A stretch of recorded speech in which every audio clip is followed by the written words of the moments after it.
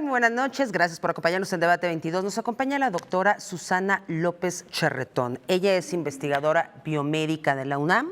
Vamos a hablar acerca del coronavirus, si estamos ya en una quinta ola de coronavirus y cuáles son las perspectivas. Doctora, buenas noches. Gracias por acompañarnos.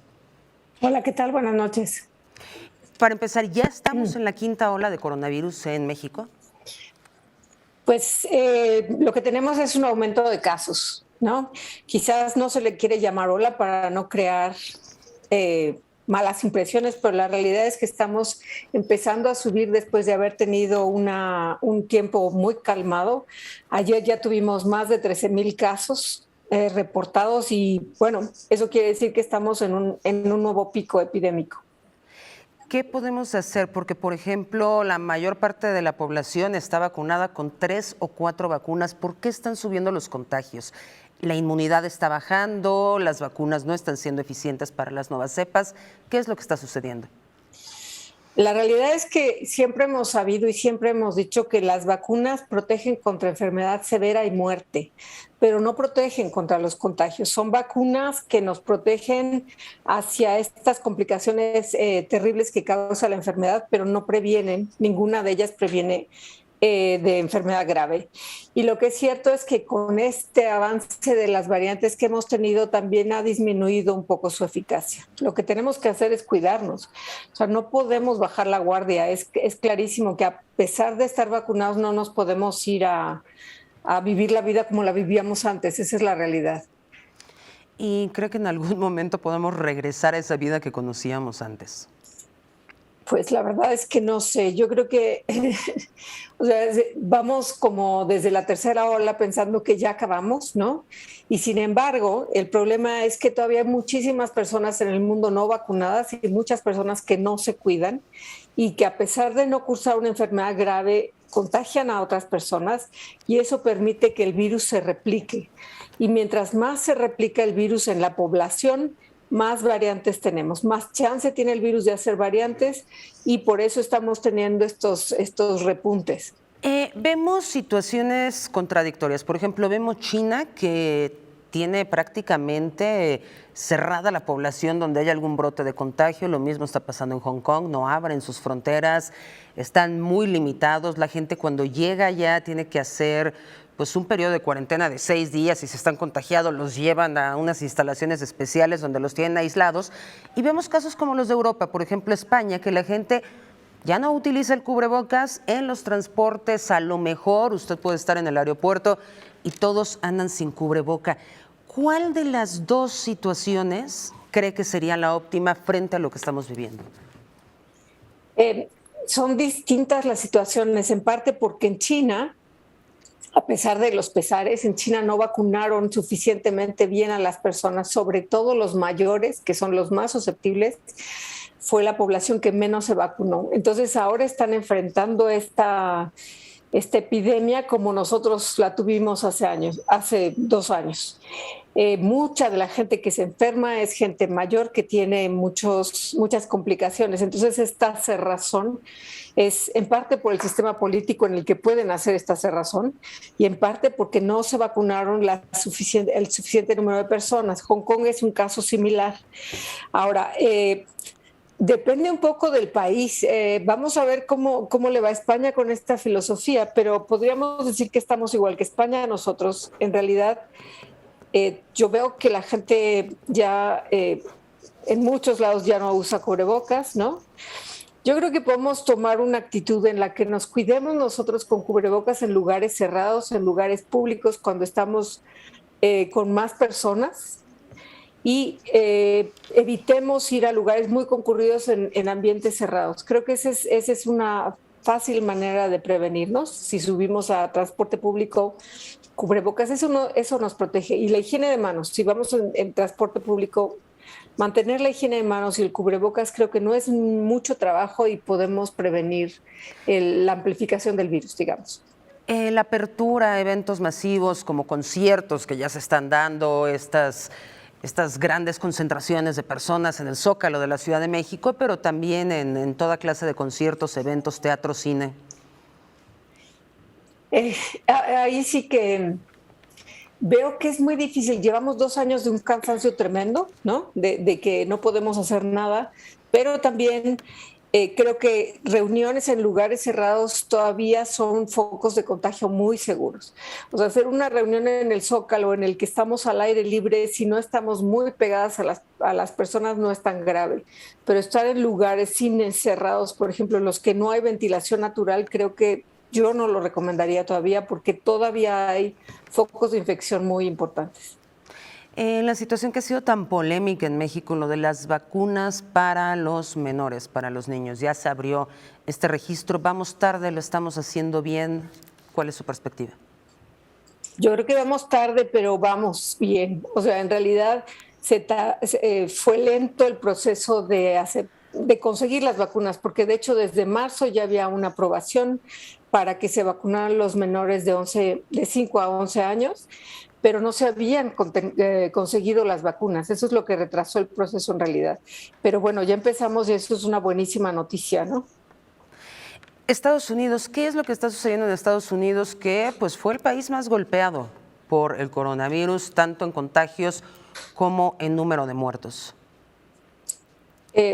Siguen en la misma que nosotros. La realidad es que ahorita están viviendo también otra nueva ola, ¿no? Se están infectando y los números son muchísimo más altos que los nuestros. Eso no quiere decir que sean más enfermos, sino que hay más diagnóstico. Y pues todos estamos viviendo este cansancio quizás de 2 años de lo mismo, pero pues en todas partes estamos tratando de promover el cuidado, que se mantenga el cuidado en todas partes. Socialmente sería muy complicado volver a poner a la población bajo esas medidas restrictivas que veíamos hace un año y medio, todo cerrado, sin escuelas, sin eventos, sin contacto social. ¿Ve posible que se vuelva a hacer ese abordaje en un caso de que hubiera una cepa que brinca la protección de las vacunas? Pues lo veo dificilísimo. O sea, la realidad es que ha sido una batalla social y económica tremenda. O sea, tener a los niños 2 años sin asistir a clases, tener muchos comercios que cerraron o quebraron, y volver a eso se me hace que va a ser muy difícil. Tendría que ser, para mi manera de ver las cosas, una situación de excepción tremenda, que espero que no lleguemos a eso. O sea, lo que podemos sí hacer es promover el cuidado, el que sabemos que podemos tener, ¿no? No aflojar, digamos, las medidas tan sencillas que tenemos que seguir. Doctora Susana, vamos a hacer una pausa, pero regresamos, no le cambie, estamos hablando de coronavirus. Todas sus dudas los esperamos en nuestras redes sociales.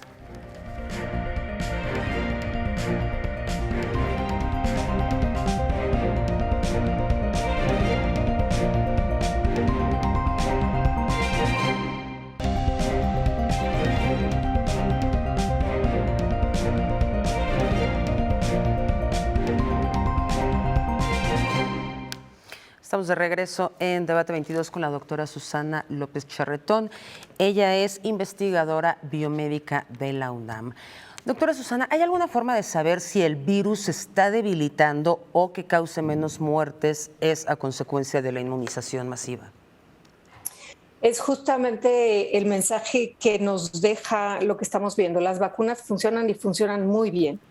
Si comparáramos el número de enfermos que hubo en la segunda ola, por ejemplo, y el número de enfermos que hubo en esta cuarta ola de Omicron, hubo mucho más enfermos en la segunda ola y muchísimos más muertos.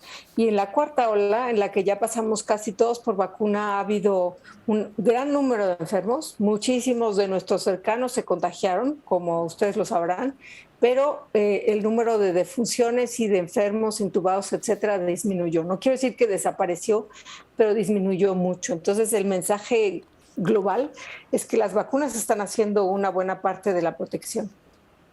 ¿Hay cifras, datos duros para poder tener una idea de cuál fue la efectividad de cada una de las vacunas? Las cifras en este momento no las manejo, pero han sido arriba del 90% en la vida real. Los primeros números que tuvimos de las vacunas cuando las empezaron a poner eran 90 y algo por ciento, algunas 68%, pero eso era con grupos selectos de personas que habían entrado a los ensayos clínicos. Ahora, en la vida real, lo que estamos viendo es que ha sido una efectividad del 90%. De Personas todas las vacunadas se han vacunas, protegido. Perdón. disculpe, de todas las vacunas, porque por ejemplo la vacuna china, muchos atribuyen el rebrote en China a los que fueron inmunizados con la vacuna china, y en Chile también, cuando tuvieron una rapidísima inmunización, ellos entraron a una nueva ola. ¿La vacuna china también está demostrando estos niveles de efectividad? La vacuna china, como el esquema que se dio inicialmente, que era una sola dosis, parece que no fue suficiente. No es que haya sido mala, sino que la dosificación no fue suficiente. Y ahora, por lo menos en nuestro país, a todas las personas que se les puso CanSino, que era la vacuna que se estaba poniendo, se les dio un refuerzo de AstraZeneca o de Pfizer. Entonces, fue la dosificación. Esa fue una de las vacunas que menos funcionó, pero por lo pronto las que tuvimos en México, aparte de CanSino, que fueron Astra, Sputnik y Pfizer, fueron muy efectivas. Y con el tema de las vacunas, comenzamos con una de refuerzo que era una tercera dosis. En Estados Unidos se redujo el tiempo para hacerlo 4 meses después, ya después una cuarta dosis. ¿Cómo visualiza usted el futuro de los refuerzos de las vacunas? ¿Será anual como se hace con la influenza o cada que esté mejorada la vacuna? ¿Cómo funcionaría esta prevención a largo plazo? La realidad es que llevamos muy poco tiempo de experimento, por decirlo así, 2 años de pandemia en la que ha habido tanta infección aguda, por decir, ha provocado esto de que vamos a tener el esquema y luego un refuerzo, y ahora en algunos países, inclusive en México, se está pidiendo el cuarto refuerzo. Yo soy de la opinión que en este momento un cuarto refuerzo ya no es necesario. Vamos a seguir con esto hasta cuándo, ¿no? ¿Cuántos refuerzos? Y tenemos que considerar también que hay una gran cantidad del mundo que no ha conseguido vacunas, que no ha tenido acceso a vacunas. Entonces me parece que en este momento podríamos ser un poco más generosos globalmente y poder compartir la vacuna con países que no han tenido acceso a esas vacunas. Lo que sí tenemos que hacer es cuidarnos, pues. ¿Y cómo ha resultado la combinación de vacunas? ¿Se encuentra una inmunidad un poco superior si uno combina una ARN con una AstraZeneca, por ejemplo, o es lo mismo? Sí, no, eso parece ser que sí ha mejorado mucho, por lo menos los niveles de anticuerpos que podemos medir y la protección que confieren esos en el laboratorio. Las mezclas parece que han sido muy buenas. O sea, vacunarse, por ejemplo, con Pfizer y cambiar a Astra, por ejemplo, ha sido muy bueno. Otra cosa que se ha visto que funciona en la inmunidad de la persona muy bien son lo que ahora llamamos inmunidad híbrida, que son personas que se vacunaron y luego se enfermaron.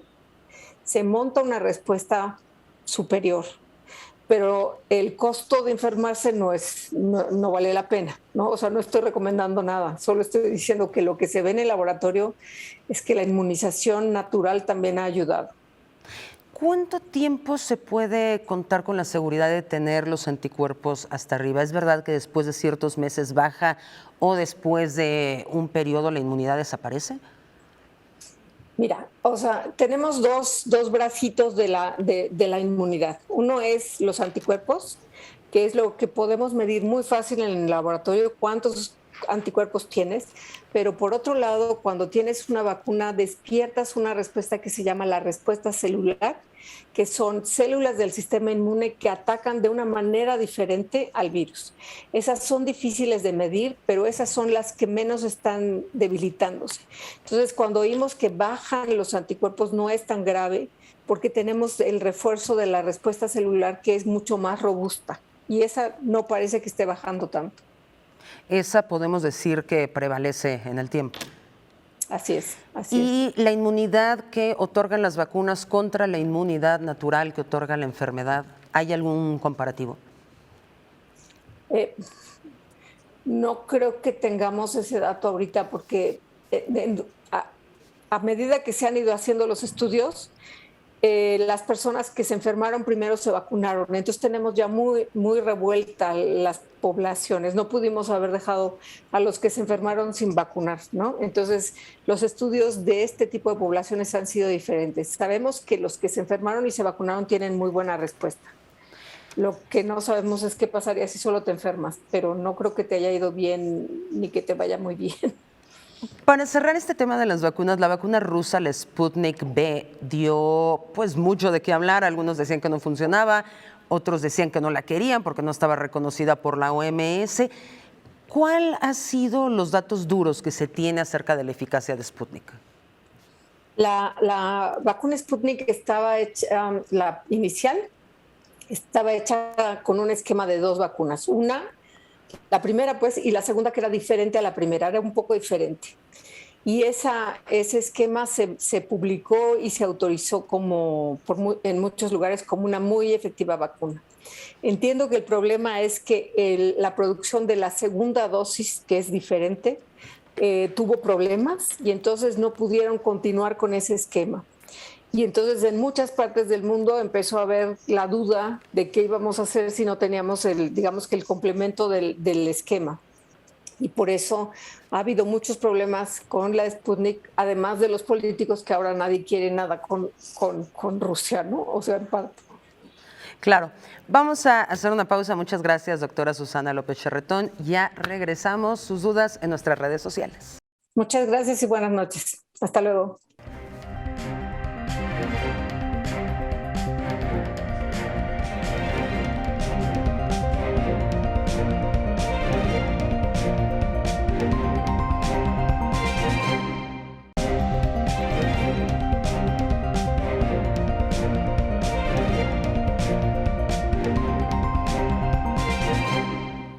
Y nos acompaña ahora el doctor Francisco Moreno en esta presentación. Es el día desde casa. Doctor, buenas noches, ¿cómo estás?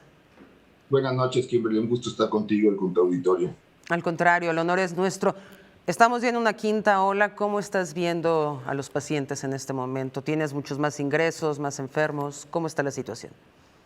Bien, estamos en una quinta ola desde hace ya unas semanas. Hemos visto que se han ido incrementando los casos. Realmente en las últimas 3 semanas el aumento ha sido muy importante. Esta en particular, muchos casos externos, es decir, muchos casos que no requieren hospitalización, pero recordemos que la enfermedad depende de 3 factores. El virus, que sí en parte es menos agresivo, pero depende también del huésped. Si una persona no está bien de su sistema inmune, si no está bien de salud, si no está vacunado, pues la evolución no es la misma y pueden ponerse delicados. Tenemos ya un incremento en los ingresos en el hospital, lo cual es esperado. A mayor número de contagios va a haber mayor número de gente que necesita hospital y desafortunadamente mayor número de fallecimientos. Así es que hay que cuidarse. Se ha estado pensando mucho que sí hay más contagios, pero no hay una tasa muy alta de fallecimientos o de internamientos. ¿Esto es erróneo? No, comparado con las otras olas, sí, definitivamente ha bajado la tasa de hospitalización y la tasa de fallecimientos. La peor ola fue la segunda que vivimos en diciembre 2020, enero y febrero 2021, pero pues, porque las vacunas y la exposición ya de muchos a COVID previamente hacen que la enfermedad sea menos agresiva. El problema es que en el universo, si se enferman muchos, va a haber algunos que requieren hospitalización. Entonces aquí la idea es, mientras logremos controlar un poco los contagios, si no estoy hablando de que nos volvamos a meter en aislamiento, pero sí evitar las situaciones que nos ponen en riesgo, sobre todo si tú te consideras que eres una persona vulnerable. Si eres mayor de 60, si tienes obesidad, si tienes diabetes, hipertensión, todo esto que hemos venido platicando, es el momento de que ahorita extremes un poquito precauciones. Usar cubrebocas en espacios cerrados, espacios bien ventilados, evitar ir a aglomeraciones. Y pues yo haría el llamado también a la autoridad, que son los primeros en realizar convocatorias masivas para eventos deportivos, que pues no es el momento de hacerlo, ¿no? Justo cuando está una ola en su pico, ¿no? Por supuesto, tampoco conciertos. Así es, creo que los conciertos ahorita deberíamos de evitarlos. También los mítines, donde llega mucha gente, la gente está gritando. Todos este tipo de acciones, pues lo que hacen es favorecer la diseminación. Y como comentas, a muchos les va a ir bien, pero va a haber seguramente alguno de todo este grupo al que no le vaya bien. Y llevamos ya más de 650,000 fallecidos por exceso de mortalidad en México. La verdad es que los trabajadores de la salud estamos ya no solamente fatigados, sino frustrados de no sentir la ayuda por parte de la autoridad, que en lugar de promover que nos cuidemos, pues alienta eventos que son totalmente innecesarios y que exponen a mucha gente. Doctor Moreno, ¿cree que vamos para otra vacuna? ¿Recomiendas otro refuerzo de vacuna o con 3 ya estamos? ¿Cómo va a funcionar el tema de las vacunas? La dosis es 3 dosis. Los que tienen 3 dosis están bien protegidos. Eventualmente, si la pandemia se prolonga más tiempo, seguramente vamos a tener que ir modificando la forma de considerar una cuarta dosis. Ahorita la cuarta dosis es solamente para gente más de 60 años con problemas de inmunidad y que tienen más de 6 meses de haber recibido la tercera. Realmente lo ideal es que aparezca una nueva vacuna que tenga ya las condiciones de las nuevas variantes que están circulando, porque no podemos estar aplicando una vacuna que se creó con la variante que surgió hace 2 años y medio. Va cambiando el virus y cada vez la protección contra infección es menor. Sí sigue siendo buena para protegerte para que no enfermes gravemente, pero la protección se va perdiendo. Entonces, ojalá y tengamos pronto una vacuna que entonces sí tendremos que ponerlas probablemente todos para prevenir nuevas variantes. ¿Qué laboratorios están trabajando en esto, en la vacuna actualizada con las nuevas variantes? Principalmente Moderna es la que lleva ahorita digamos, la batuta. Ellos están desarrollando una vacuna que incluso es intranasal, no es una vacuna que se inyecta, y que además no solamente tiene la actualidad de las variantes de COVID, sino tiene componentes de influenza y de otro virus que se llama virus sincicial respiratorio que afecta mucho a los niños. Esa vacuna sería una maravilla si se logra ya tener pronto, pero pues están en estudios de fase 2, probablemente la fase 3 esté próxima a salir y ojalá tengamos esa posibilidad de tener y que nuestro país permita también que nos vacunemos, porque hemos visto lo que ha pasado con los niños en donde ha sido un retraso pues inexplicable y tampoco no se entiende por qué se ha tardado tanto en vacunar a los niños. Justamente y antes de irnos, para nuestra audiencia, los que tienen dudas si registrar a los niños y vacunarlos, ¿qué les dirías, doctor?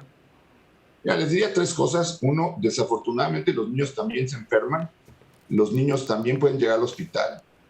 Quien no lo sepa, ha habido más de 2.500 fallecimientos en México por COVID desde que empezó la pandemia en menores de 18 años. Los niños también pueden tener COVID largo, que es una secuela que apenas estamos conociendo, en donde en los niños aparentemente lo que más se afecta es un problema de déficit de atención. Entonces, los niños pueden ser vacunados. Segundo, la vacuna es segura. ¿Por qué es segura?